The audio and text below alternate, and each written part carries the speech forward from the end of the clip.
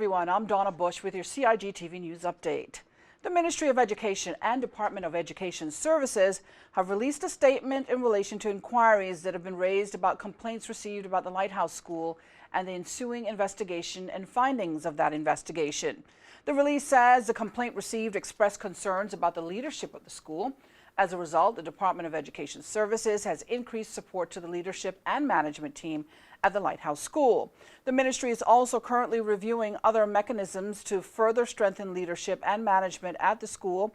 The release states they are not in a position to make further comments regarding changes to leadership at this time, but the complaint also highlighted issues regarding the supervision of students at the Lighthouse School. We understand actions have been made to address those concerns. Now, aside from an extensive list of actions that have been taken, the Ministry and Department of Education Services will continue to monitor and the implementation of the support plan to ensure that these improvements are achieved.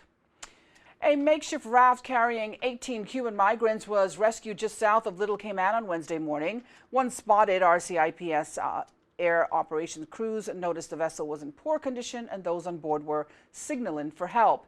A rescue operation was then carried out with joint marine unit vessels, the Cayman Guardian and Tornado, and they were accompanied by immigration officials. Now, 3 of the migrants were suffering from severe dehydration and were treated by a marine unit medic.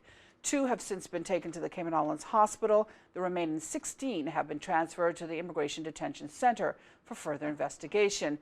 Now, due to the potential danger to shipping, the Cuban vessel was already taken on water. It was actually sunk at the scene of the rescue. Meantime, the Royal Cayman Islands Police Service has confirmation from U.S. enforcement officials in Miami that Cuban national Sahira Wong Quintero arrived in the United States on Saturday, May 23rd. She was reported as being safe and in good health.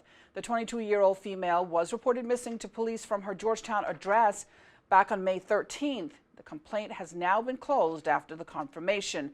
Local officials say it is not known how Ms. Quintero departed the Cayman Islands. Well, great news announced at last night's meet and greet, Miss Cayman meet and greet, that is. And before we get to that, in just a moment, there were a number of lovely young ladies who did attend Wednesday night's Miss Cayman Islands 2016 meet and greet. Held at the Lobster Pot, the evening gave the young women an opportunity to meet other potential pageant sisters and members of the Miss Cayman committee. Throughout the evening, chairwoman Derry Dakers spoke of the pageant itself and the experience they can expect from being part of the national pageant. Reigning Miss Cayman Islands, Tony Chisholm also spent time with the young women, sharing her experience thus far. The young women each introduced themselves and mingled.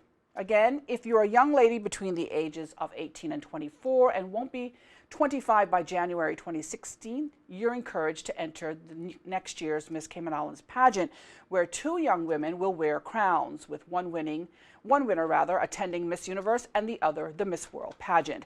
You can get applications online at MissCaymanPageant.com. Again, that's MissCaymanPageant.com. The evening, of course, was topped off with a performance by local musician and singer, the talented Ariana Broderick. You'll hear more from her in just a moment. But first, if you missed our news update, you can get all the details on our Facebook page and YouTube channel. Also, don't forget to tune into Radio Cayman's talk shows. That's For the Record week mornings and Talk Today on weekdays. For now, I'm Donna Bush, as always, thanking you for joining us, wishing you a wonderful night, and I invite you to join us back here again on Friday evening. We leave you now with the sounds of local musician and artist Ariana Broderick. Enjoy. I can't see Wilmer. I didn't like this. Yeah.